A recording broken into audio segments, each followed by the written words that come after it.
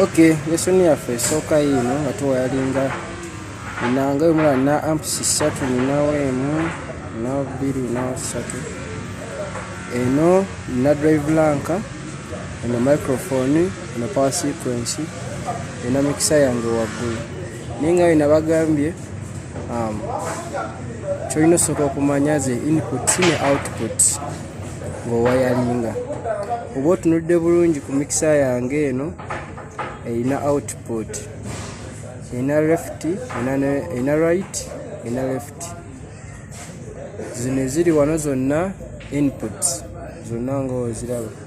Etwa tugenze ku DriveRack yange gye nina inputs ziri zino wano ziri 2 left ne right, zino zonna output zino zikubisa bass oba mid, zino zikubisa top. Etwa tugenze mu microphone eno output eno input, kitegedde.